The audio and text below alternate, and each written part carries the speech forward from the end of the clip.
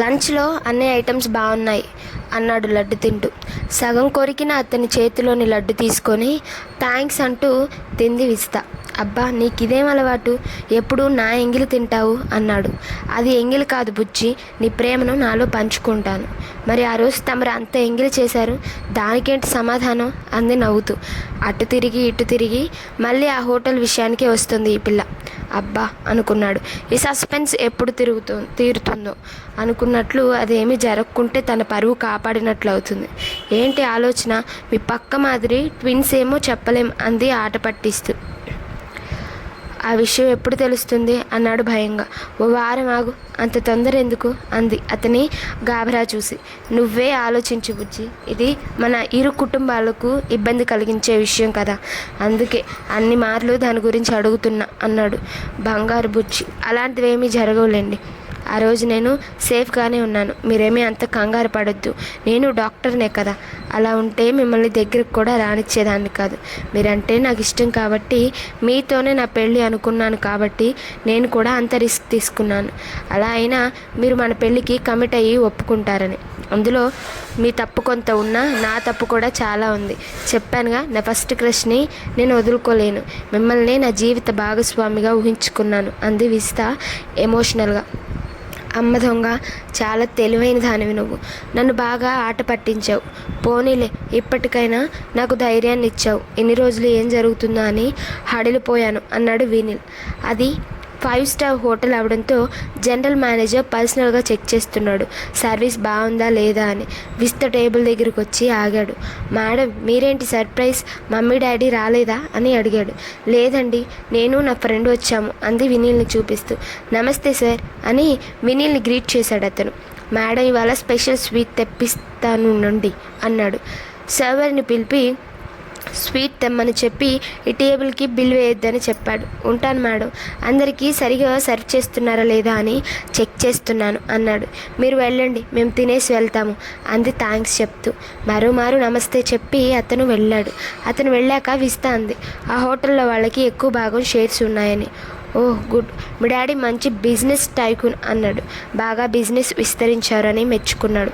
Business develop కోసం daddy చాలా కష్టపడ్డారు నీల్, కాకుంటే ఆయన వెనుక ఏమి జరుగుతుందో గ్రహించలేకపోయారు. సరైన టైంలో నువ్వు వచ్చావు ఆపద్బాంధవుడిలా. అంత పెద్ద మాటలు ఎందుకులే అన్నాడు నవ్వుతూ. నీ కాటుక కళ్ళు చాలా బాగున్నాయి విజ్జి అన్నాడు మెచ్చుకోలుగా. థ్యాంక్స్. ఏంటి, సినిమా పాట గుర్తొచ్చిందా? అవును, అబ్బాయి గారు మెల్లమెల్లగా రొమాంటిక్ మూడ్లోకి వస్తున్నారు. గుడ్ గుడ్ అంది. అంతా నువ్వే చేసావు అన్నాడు నవ్వుతూ. ఇంకో సినిమా డైలాగ్ గుర్తొచ్చి. అవునులేండి మహాశయ, అంతా నాదే తప్పు, ఒప్పుకుంటున్నాను సరేనా అంది నవ్వుతూ. రోజులాగే దినచర్యలో భాగంగా 5 గంటలు క్లబ్కి వెళ్ళి తన టెన్నిస్ అవి ముగించుకొని రైల్వే స్టేషన్కి వెళ్ళాడు వినీల్. ట్రైన్ 1 గంట పాటు లేట్ అంటూ అనౌన్స్మెంట్. అబ్బా అనుకుంటూ ఓ న్యూస్ పేపర్ కొనుక్కున్నాడు. 7 గంటలకు రావాల్సిన రైలు 8 గంటలకు వచ్చింది తాపీగా. ఇంతలో విస్త మెసేజ్, స్టేషన్కి వెళ్ళారా అని. ఇప్పుడే రైలు వచ్చింది విజ్జి, ట్రైన్ గంట లేట్ అయింది, ఇంకో గంటలో వస్తానని రిప్లై ఇచ్చాడు. కోచ్ నెంబర్ వెతుక్కొని లోపలికి వెళ్ళాడు. అమ్మా నాన్నలను చూడగానే ఒక్కమారు సంతోషం ఉప్పొంగింది. ఏరా బుజ్జి, ఎలా ఉన్నావు అంటూ ఇద్దరు ఒకేసారి పలకరించారు ఆనందంతో. హైదరాబాద్కు వచ్చిన ఈ 6 నెలల్లో ఒక్కసారి భీమవరం వెళ్ళాడు, అది కూడా 4 నెలలైంది. నేను బాగానే ఉన్నాను నాన్న, రండి వెళదాం అని పోర్టర్కి లగేజ్ అప్పగించి మాట్లాడుతూ స్టేషన్ బయటకు వచ్చారు. నేను శశి ఫోన్ చేసిందిరా అంది అమ్మ. నువ్వు కలిసావట్టు కదా దాన్ని అంది. అవునమ్మా, ముంబై పనుంటే వెళ్ళాను అన్నాడు. తను విస్త గురించి చెప్పిందా అన్న డౌట్ వచ్చింది. అమ్మ ఇంకా ఏం మాట్లాడకపోయేసరికి చెప్పుండదులే అనుకున్నాడు. 10 గంటలకు ఐ హాస్పిటల్కు వెళ్దాం నాన్నగారు అన్నాడు. సరేరా అన్నాడు ఆయన. కారు పార్క్ చేసి లగేజ్ తీశాడు వినీల్. వీర్రాజు గారు పలకరించారు వినీల్ని. పేరెంట్స్ని పరిచయం చేశాడు ఆయనకి. పక్కింటి వైపు చూస్తే విజ్జి నవ్వుతూ కనిపించింది. టిఫిన్ చేస్తానని సజ్ఞ చేసింది. సరే అన్నాడు. తాళం తీసి లోపలికి వెళుతుంటే పక్కింటి నుంచి ఫ్లాస్క్లో కాఫీ తెచ్చాడు. విస్త వాళ్ళ పని కుర్రాడు. ఎక్కడి నుంచిరా కాఫీ అంది వినీల్ అమ్మ. పక్కింటి వాళ్ళు పంపారమ్మా అన్నాడు. టిఫిన్ కూడా వస్తుందని చెప్పాడు. ఎందుకురా వాళ్ళకు శ్రమ, నేను చేస్తానుగా అంది వంటింట్లోకి వెళుతూ. నిన్ననే 1 వారానికి సరిపడా పచారీలు తెచ్చాడు వినీల్. అందరి స్నానాలు పూర్తయ్యాయి. నాన్నగారు కాసేపు ధ్యానం చేసుకున్నారు. అందరి కాఫీలు పూర్తయ్యాయి. ఇంతలో కాలింగ్ బెల్ మోగింది. తలుపు తీశాడు వినీల్. ఎదురుగా విస్తా ఒక పెద్ద బుట్ట పట్టుకొని నిల్చొని ఉంది. లోపలికి రా అన్నాడు. డైనింగ్ టేబుల్పై బుట్ట పెట్టింది. అందులోని బాక్సులు తీసి బయటపరిచింది. అక్కడే కూర్చున్న అమ్మ నాన్నకు విస్తను పరిచయం చేశాడు వినీల్. ఈ అమ్మాయి మన పక్కింటి అమ్మాయి, పేరు విస్త, డాక్టర్, భీమవరం వాళ్ళు అని చెప్పాడు. ఇద్దరికీ నమస్కారం చేసింది విస్త. ఇలా రామ్మ అని పిలిచి పక్కన కూర్చోబెట్టుకుంది వినీల్ అమ్మ సుధా. వినీల్ నాన్నగారు సుధాకర్, విస్త నాన్నగారి పేరు అడిగారు. వెంకటరాజు గారు అని చెప్పింది. ఉలిక్కి పడ్డాడు సుధాకర్. ఇంటి పేరు అని అడిగాడు. చెప్పింది విస్త. సందేహం లేదు, ఇతను అతనే. గతం ఒక్కసారిగా కళ్ళ ముందు కదలాడింది సుధాకర్కి. విస్త అమ్మ మాధవిని వెంకటరాజు ప్రేమించినప్పుడు మాధవి అన్నతో కలిసి ఒక 5 మంది పోలీస్ స్టేషన్కి వెళ్ళి కంప్లైంట్ ఇచ్చారు. రాజుగారి వాళ్ళ ఇంటి మీదకి కూడా వెళ్ళి దుర్భాషలాడారు. ఆ గ్రూప్లో తాను ఉన్నాడు. ఇప్పుడు అతను ఎదురైతే ఎలా పలకరిస్తాడో అని కంగారు పడుతున్నాడు ఆయన. పైకి అవేమీ కనిపించనీయకుండా మామూలుగానే ఉన్నాడు. మిమ్మల్ని విస్తకు తెలిసిన కంటి డాక్టర్ వద్దకు తీసుకెళ్తాను నాన్న, తను వస్తుంది, టిఫిన్ చేసి వెళదామన్నాడు. విస్త ఆయన్ని అడిగింది, ఎంతుంది కంటి ప్రెజర్ అని. ఆయన తన జేబులోంచి డాక్టర్ చెక్ చేసి రాసిన రిపోర్ట్ చూపించాడు. అది ఒక మారు చూసింది విస్త. కంగారు పడాల్సిందేమీ లేదు అంకుల్, కొంచెం ఎక్కువ ఉంది, డ్రాప్స్ వాడితే తగ్గుతుంది. ఒక మారు చెక్ చేసి డ్రాప్స్ రాసిస్తారు అంది. థ్యాంక్స్ అమ్మా అన్నాడు ఆయన. ఒరే బుజ్జి, నువ్వు జాతకం పంపిన అమ్మాయి హైదరాబాద్లోనే ఉందా అని అడిగాడు సుధాకర్ కొడుకుని. ఆ అమ్మాయి ఈ అమ్మాయి నాన్నగారు అని విస్త వైపు చూపాడు. సుధాకర్కు గుండెలో రాయి పడ్డట్లయింది. వినీల్ అమ్మ సుధ మాత్రం చక్కగా ఉందిరా అమ్మాయి అంది మురిసిపోతూ విస్త సిగ్గును కూడా పట్టించుకోకుండా. ఆంటీ మీకు టిఫిన్ ప్లేట్లో పెట్టేదా అని అడిగింది విస్త. నీకెందుకమ్మ శ్రమ, నేను పెడతానుండు అని లేచింది ఆవిడ. పర్వాలేదు మీరు కూర్చోండి అని ముగ్గురికి ప్లేట్స్ పెట్టి గుమగుమలాడే ఉప్మా వడ వడ్డించింది. అందులోకి 2 రకాల చట్నీలు కూడాను. అబ్బా ఎంత రుచి అంటూ సుధ మెచ్చుకోకుండా ఉండలేకపోయింది. నువ్వు కూడా కూర్చోరా అమ్ములు, మాతో కలిసి తిందువు గాని అని బ్రతిమాలింది. మీరు తినండి ఆంటీ, మీది అయిన తర్వాత నేను తింటాను అంది. హే నీ చాదిస్తూ రా, ఇలా నా పక్కన కూర్చో అంటూ వదిలిపెట్టలేదు వినీల్ అమ్మ. ఆమె చాలా సీదా సాదాగా ఆప్యాయంగా ఉంది. వినీల్ చెప్పిన దాన్ని బట్టి ఆవిడ పెళ్ళైన తర్వాత MA చేసింది ఓపికగా. వినీల్ వాళ్ళ ఇంట్లో అందరూ చాలా అందంగా ఉంటారు అనుకుంది విస్త. విస్తకు తనే వడ్డించింది సుధ. అందరి ప్లేట్స్ కూడా తనే తీసి వంటింట్లో సింక్లో వేసింది ఆవిడ. అయ్యో ఆంటీ నేను చేస్తాను కదా, మీరెందుకు అంది నొచ్చుకుంటూ విస్త. పర్వాలేదమ్మా, ఎవరు చేస్తే ఏంటి అంది. టిఫిన్ చాలా బాగుందని మెచ్చుకున్నారు సుధాకర్ కూడా. ఆయనకి లోపల కంగారు అలానే ఉంది. అది వెంకటరాజు గారిని చూస్తే ఎలా ఉంటుందో అని భయంగా ఉంది. నేను వెళ్ళి రెడీ అవుతాను, ఓ అరగంటలో బయలుదేరదాం అంది విస్త వినీల్తో. ఓకే అన్నాడు. ఆంటీ మీకు భోజనాలు మా ఇంట్లోనే అంది విస్త. అయ్యో ఎందుకురా మీకు శ్రమ, నేను ఏదో ఒకటి చేస్తాను ఇక్కడ అంది సుధా. ప్లీజ్ ఆంటీ అంది విస్త. సరేలేమ్మా, ఇవాళకి వెళ్దాం, రేపు మనం ఇక్కడ వండుకోవచ్చు అన్నాడు వినీల్ సుధతో. సరేనమ్మా నీ ఇష్టం అంది సుధ. ఆవిడికి కొడుకుకి ఏదో ఒకటి చేసి పెట్టాలని తహతహలాడుతోంది. విస్త వెళ్ళగానే సుధ అడిగింది, వాళ్ళు రాజులు కదరా, అందులోనూ కోటీశ్వరులు, ఈ అమ్మాయి నీకెక్కడ తారసపడింది అంది సుధ. సుధాకర్కి కూడా అదే అంతుబట్టలేదు. వినీల్ కథ మొత్తం చెప్పాడు. అఫ్కోర్స్ తమ హోటల్ రూమ్ ఎపిసోడ్ తప్ప. అంతా విని ఇద్దరు నిర్ఘాంతపోయారు ఇంత జరిగిందా అంటూ. వినీల్ ఇద్దరిని ఉద్దేశించి అడిగాడు, ఈ అమ్మాయి మీకు ఓకేనా అని. నీకు నచ్చిన అమ్మాయి మాకు డబల్ ఓకేరా అన్నారు ఇద్దరు ముక్త కంఠంతో. నీ ఇష్టమే మా ఇష్టం, మీ ఇద్దరు కలిసి బ్రతకవలసిన వాళ్ళు, మీరు ఒకరినొకరు అర్థం చేసుకుంటే అదే 10,000. అమ్మాయి చాలా నచ్చింది నాకు, నీకు తగిన జోడి. మరి వెంకటరాజు గారు మీ పెళ్ళికి ఒప్పుకుంటారా అంది సుధ. ఎలాగో మీరు వచ్చారు కదమ్మా, మధ్యాహ్నం భోజనాలకు వెళ్ళినప్పుడు ఆ విషయం కూడా చర్చకు వస్తుంది, దాన్ని బట్టి చూద్దాం అన్నాడు వినీల్. సరేరా నీ ఇష్టం, మీ అన్నయ్య అక్కయ్యకి మంచి సంబంధాలు దొరికాయి, వాళ్ళిద్దరూ పిల్ల పాపలతో సుఖంగా ఉన్నారు.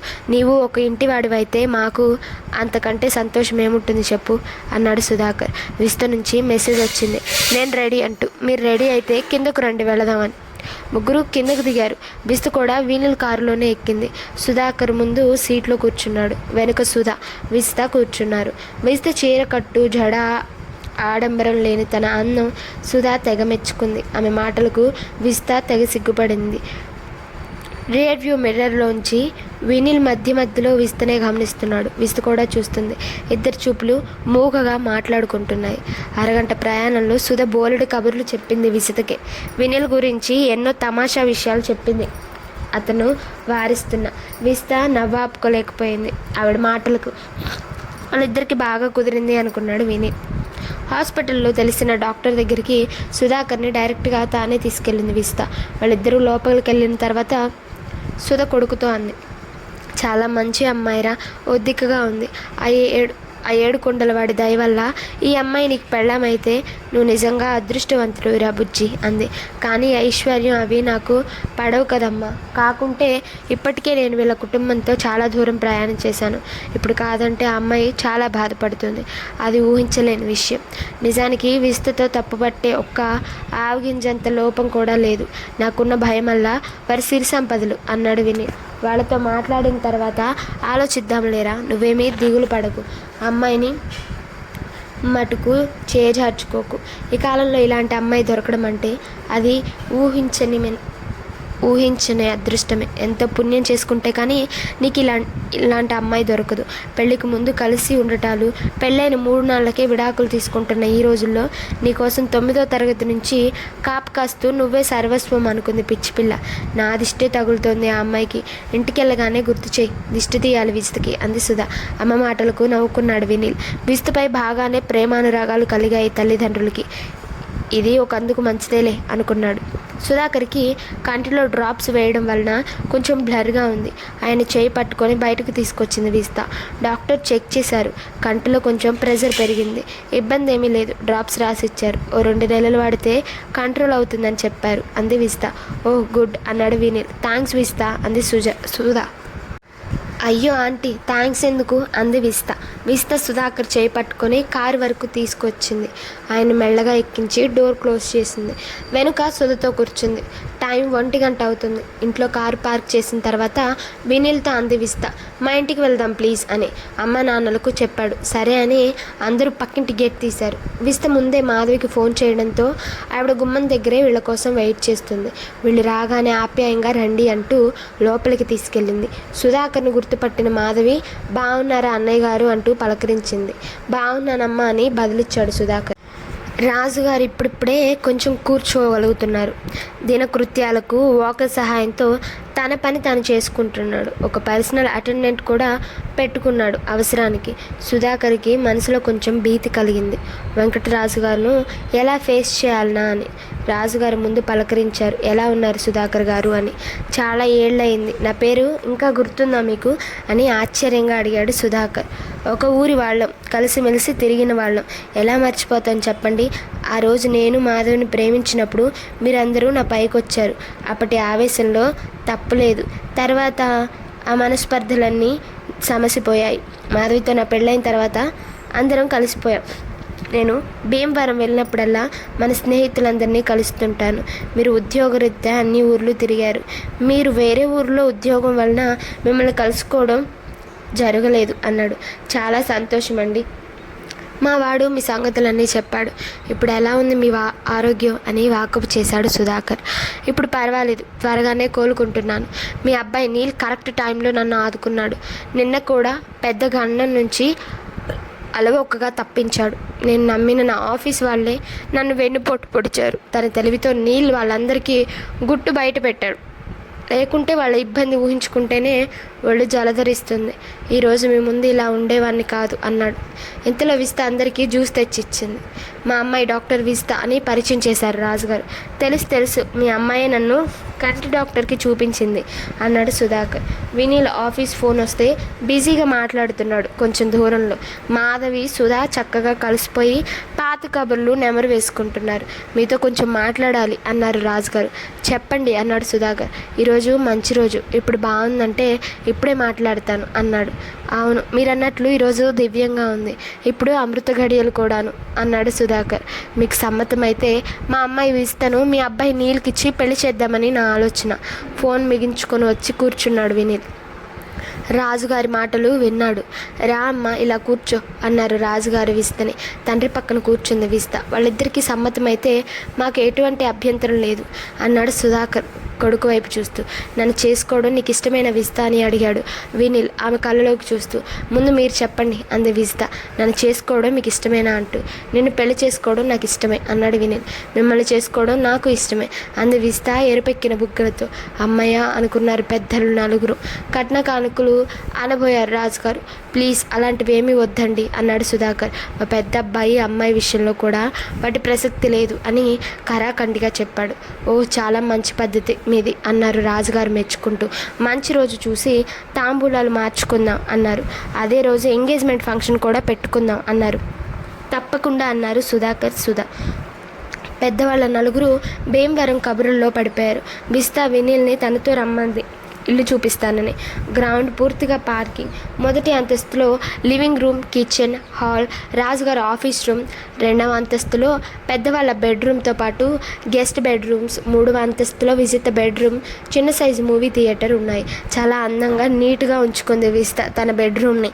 విజ్జి చాలా బాగుంది నీ రూమ్ అన్నాడు మెచ్చుకుంటూ. మన రూమ్ అంది సరిచేస్తూ. ఓకే ఓకే అన్నాడు. ఈ ఆల్బమ్ చూడండి అని వినిల్ చేతికిచ్చింది. అందులో అన్నీ వినిల్ ఫొటోస్, స్కూల్ ఫోటోల నుంచి ఇప్పటి వరకు. ఒక్కసారిగా ఉలిక్కిపడ్డాడు. నా గురించి ఇంత కలెక్షన్ ఎక్కడిది నీకు అని అడిగాడు. మీరు ఎక్కడికి వెళితే అక్కడ నా ఫ్రెండ్ సర్కిల్ వాళ్ళని రిక్వెస్ట్ చేసి నీ ఫొటోస్ తెప్పించుకునేదాన్ని. ఓహ్ చాలా శ్రమ పడ్డావు అన్నాడు నవ్వుతూ. శ్రమ కాదు, ప్రేమ, ఆసక్తి. చెప్పానుగా నేను మీకు ఏకలవ్య శిష్యురాలునని. మరి గురువుగారి కోసం ఆ మాత్రం కష్టపడుకుంటే ఎలా చెప్పండి అంది. నువ్వొక వెర్రిమాలకు. నీ తెలివితేటలతో మెడిసిన్ ర్యాంక్ తెచ్చుకొని అది కూడా నా వల్లనే అంటావు అన్నాడు. ఎవరో ఒకరు రోల్ మోడల్ ఉంటే వాళ్ళని ఈజీగా ఫాలో అవ్వచ్చు నీల్. నా రోల్ మోడల్ మీరు. మీ క్యారెక్టర్ స్ట్రాంగ్ కాబట్టి, మీరు చదువులు బిడ్డ కాబట్టి నేను మిమ్మల్ని ఫాలో అయ్యాను కాబట్టి ఈరోజు మీలా ఇంత స్ట్రాంగ్గా ఉన్నాను అంది నవ్వుతూ. వినిల్ చేతులు రెండు జోడించాడు. అమ్మ తల్లి నువ్వే రైట్ అని మెచ్చుకుంటూ. ఇప్పుడు మీకు లెర్నింగ్ లైసెన్స్ వచ్చింది తెలుసుగా అంది విస్తా వినిల్కి గుర్తు చేస్తూ. ఓహ్ అవునవును మర్చిపోయాను అంటూ విస్త మొహాన్ని తన చేతుల్లో తీసుకొని బుగ్గపై ముద్దు పెట్టాడు. మరి పిసినారు బుజ్జి అంది. ఇప్పుడు ఒప్పుకుంటాను అంది విస్త నవ్వుతూ. వాళ్ళ యజమానురాలని పట్టుకునేటప్పటికీ వెనకే వచ్చిన కుక్కలు విస్తకేదో జరగబోతుందని భౌమంటూ అరిచాయి. విస్త వాటిని సముదాయించింది. ఈయన మీ కొత్త యజమాని అంటూ వాటిని దగ్గరకు తీసుకొని విల్ని చూపిస్తూ ఏదో చెప్పింది. కుక్కలు ఏవి చెప్పినా బాగా అర్థం చేసుకుంటాయి. విస్త చెప్పిన వెంటనే వినిల్ దగ్గరకు వచ్చి నిలబడ్డాయి. వాటిని కాస్త ముద్దు చేశాడు వినిల్. ఇద్దరు డైనింగ్ హాల్కి వచ్చారు. వంట ఆవిడ అన్నీ రెడీ చేసింది. వీర్రాజు గారు ఆయన సతీమణి శ్యామలను కూడా పిలిచినట్లున్నారు. అందరూ డైనింగ్ టేబుల్ దగ్గర చేరున్నారు. మీకోసమే వెయిటింగ్ అన్నారు వాళ్ళు. అందరూ చక్కటి విందు భోజనం చేశారు.